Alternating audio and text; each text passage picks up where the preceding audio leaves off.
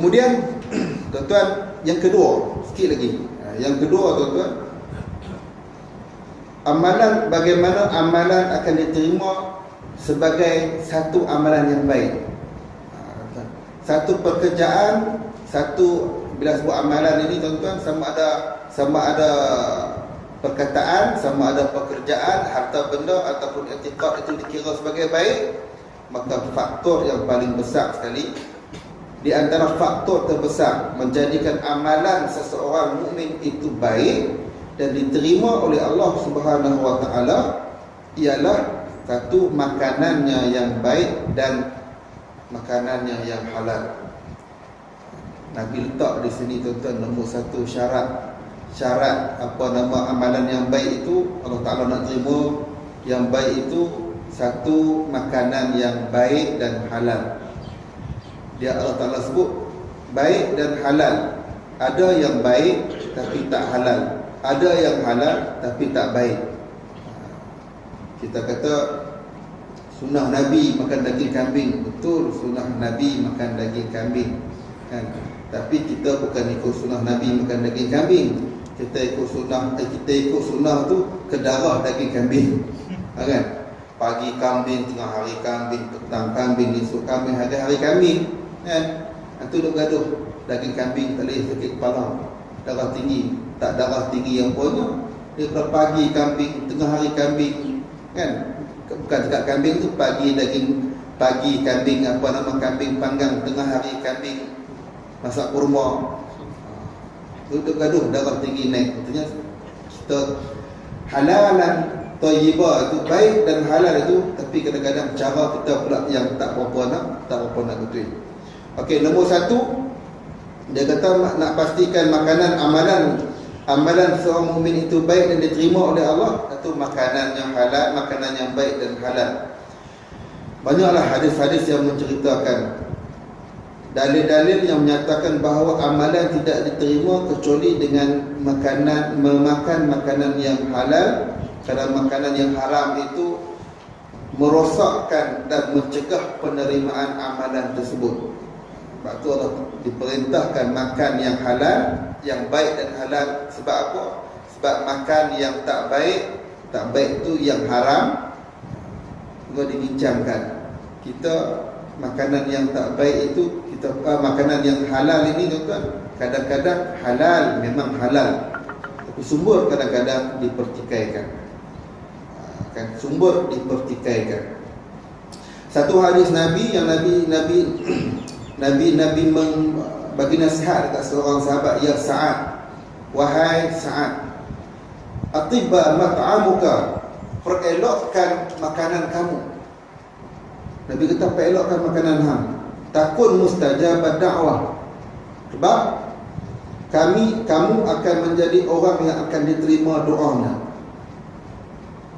Makanan yang baik ada kaitannya dengan doa yang diterima oleh Allah. Kemudian Nabi kata, wallazi nafsi Muhammadin biyadihi, demi Allah yang Muhammad ini berada di bawah kekuasaannya, innal abda, sesungguhnya seseorang hamba ini, la yakhzifal lutmah haram, dia masukkan, dia kata dia campakkan sesuatu yang haram, fi jawfihi, dalam perutnya masuk sesuatu yang haram. Apa kata Nabi? Ma yataqabbalallahu minhu amalan arba'ina yawman. Allah tak akan melihat, Allah tak akan menilai, Allah tak akan terima amalannya selama 40 hari. Tuan-tuan, alhamdulillah, sesuatu yang masuk hari ini, masuk 40 hari, masuk sekali.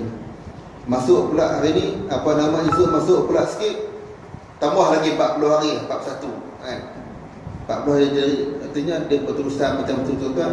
Na'udzubillah, Allah tak terima amalan kita tuan-tuan. Kemudian Nabi kata, wa aima abdun, dan mana-mana hamba, siapa-siapa hamba ini, nabatat lahmuhu min sahatil min sahatin fannaru aula bih, sesuatu yang masuk dalam batang tubuh dia itu usaha yang haram, hasil yang haram, maka Nabi kata fannaru aula bihi. Nama api neraka itu lebih baik daripadanya. Nauzubillah tuan-tuan. Kita minta lindung tentulah tuan-tuan. Kita minta lindung dan sebenarnya tuan-tuan, dorongan untuk melakukan benda-benda baik ini didorong ini tuan-tuan, antara tanda dalilnya bahawa yang baik itu Allah Ta'ala dorong yang baik itu tidak macam ni lah tuan-tuan. Allah Ta'ala dorong semayang satu, Allah Ta'ala dorong untuk semayang. Di mana kita buat mana-mana pun tuan-tuan, cukup waktu kita akan semayang. Kalau tak boleh semayang lagi, tak semayang, rasa macam berat sangat, itu tanda Alhamdulillah, itu tanda baiklah tuan-tuan. Tapi kalau tak semayang pun rasa tak nak semayang. Tahu semayang ni tahu? Semayang lah kot. Tak tahu semayang tak semayang tuan-tuan, tak rasa pemberatan untuk semayang tu, itu something. Satu. Yang kedua, rasa berat untuk rasa untuk naluri untuk nak berjemaah ini tuan-tuan. Naluri untuk berjemaah ini kan, rasa macam jemaah lah, nak pergi jemaah. Alhamdulillah tuan-tuan, minta supaya Allah Ta'ala kekalkan la tuzigh qulubana, jangan kamu cabutkan hati kami ini ba'da iz hadaitana, benda-benda itu selepas kamu berikan hidayah ni tuan-tuan. Allah Ta'ala campak itu sebagai dorongan itu, kira Alhamdulillah dah. Cuma kita kena jaga jangan sampai Allah Ta'ala tarik balik. Macam mana Allah Ta'ala tarik balik tuan-tuan?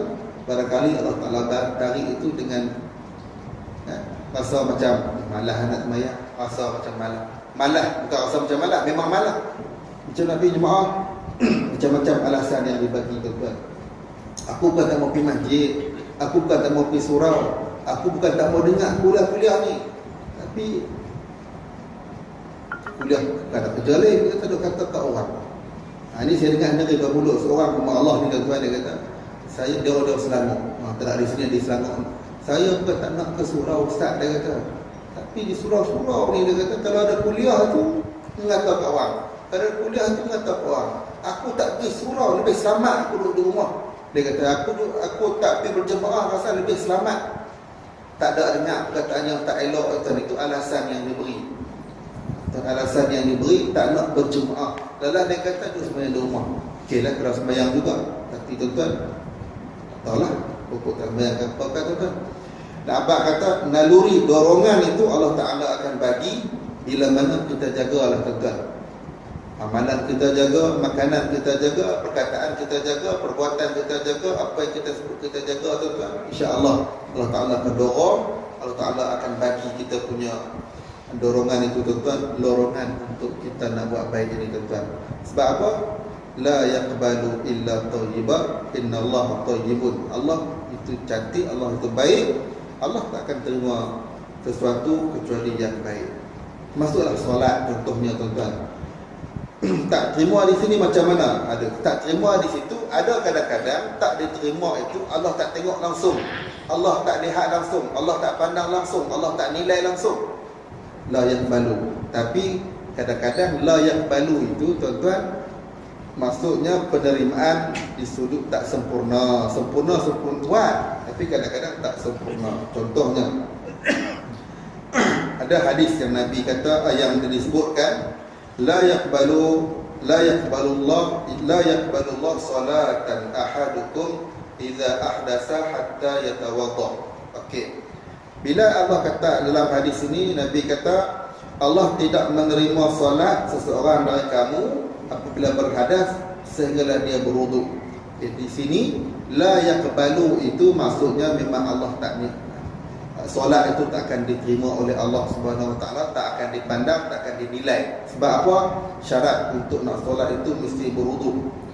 Mesti berwuduk tuan-tuan. Okey, ada juga ungkapan-ungkapan di sana yang dimasukkan la taqbalu. Contohnya tak, dah pun kata yang sama, la yaqbal, tak terima juga. Tapi ada ungkapan dia kata di sini antaranya ungkapan yang dalam hadis Nabi yang menyebut la taqbalu salatal mar'atu, tak diterima solat seorang wanita allati zawjaha 'alaiha saqitun, suaminya marah terhadapnya. Adakah tak terima la yaqbalu solah, tak diterima solat perempuan itu, tak diterima di situ, adakah tak diterima tauhid ataupun tak diterima sebagai apa hak tadi ini, tak menghilangkan, tak terima tu tak menghilangkan apa nama kefarduannya. Yang ini la yaqbalu solah al-mar'atu, ini la yaqbalu juga. Perempuan yang semayang tapi laki dia marah, dalam keadaan membuatkan laki dia marah. Wala man ataka hinan, tidak diterima semayang sesiapa yang mendatangi tukang tenung.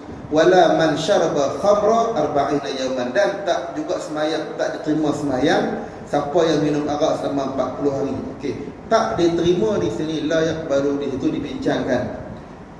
Tak diterima di situ artinya menafikan kesempurnaan amalan yang dengannya mendapat pahala dan ganjaran, tetapi diterima dari sudut gugurnya tanggungjawab kefarduan.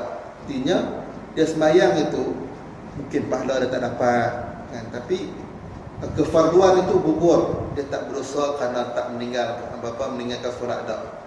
Itu perumpamaan ayat yang sama, la yaqbalu solat. Perempuan tak diterima, perempuan yang semayang laki dia marah.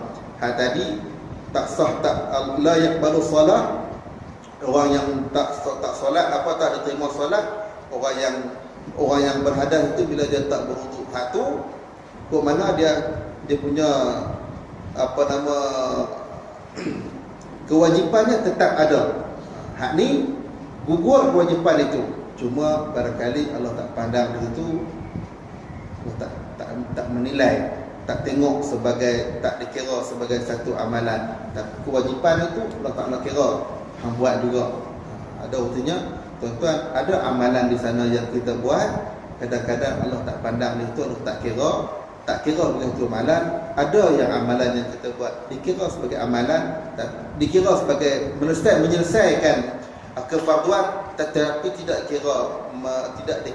diberikan jarannya. Jadi tuan-tuan, la yaqbal itu antaranya satu tadi. Yang kedua, hadis Nabi sebut di sini, man shalla fi thawbi qimatihi asyrata dirham haramun lam yaqbalu lahu salat. Siapa-siapa yang solat dengan memakai baju yang harganya 10 dirham tetapi diperolehinya dengan cara haram, maka solatnya tidak diterima. Artinya solatnya tak diterima di sini, solatnya tak dipandang, tidak dilihat oleh Allah, tidak diberi ganjaran, tapi kefarduannya dikira. Artinya dia tak berhutang di sudut fardu itu, terlepas, tapi dia tak dapat pahala. Maka tentu tuan-tuan, ada baiknya berbandingkan dengan hak tadilah, man shalla la yaqbalu shalah ahada yang ahdasa hatta yatawadda tadi ini, orang yang berhadas kecuali setelah dia berwuduk. Hak tu Allah Ta'ala tak tengok langsung, kefarduan dia pun tak hilang, tak gugur. Tapi yang kedua ini Allah tak tengok, tapi kefarduannya gugur. Jadi tuan-tuan, perkataan la yaqbalu itu. Jadi tuan-tuan yang dirahmati Allah, yang ketiganya ialah nak pastikan doa kita diterima oleh Allah. Satunya, bagaimana nak berdoa ni tuan-tuan? Satunya berdoa dalam keadaan kita musafir. Hadis tadi kan di hujung tu Nabi sebut orang yang laki-laki yang mengangkat tangannya kusuk masanya berdoa. Pokoknya tuan-tuan, kita bermusafir ini antara waktu yang kita boleh berdoa. Salasun da'watun mustajabatun, 3 keadaan doa yang mustajab. Itu antaranya Nabi kata da'watul mazlum, doa orang yang kena zalim, wa da'watul musafir, doa orang yang musafir, tuan-tuan. Jadi tuan-tuan, rasa nak berdoa di rumah ni rasa macam-macam doa, rasa macam tak terkesannya pun tuan-tuan. Tuan-tuan bermusafir, waktu dalam musafir itu tuan-tuan bayang berdoa lah banyak-banyak. Pokoknya dalam musafir itu kita nak ambil kita nak ambil apa yang Nabi sebut keberkatan dalam musafir ini, tuan-tuan. Jadi tuan-tuan, musafir ini satu ada syaratnya lah. Musafir yang baik, musafir yang apa yang dibenarkan, yang diharuskan, tuan-tuan. Musafir itu nak berdoa supaya mustajab. Dan yang ketiganya ialah da'watul alwalid liwaladihi, doa ayah kepada anaknya. Itu contohnya yang dirahmati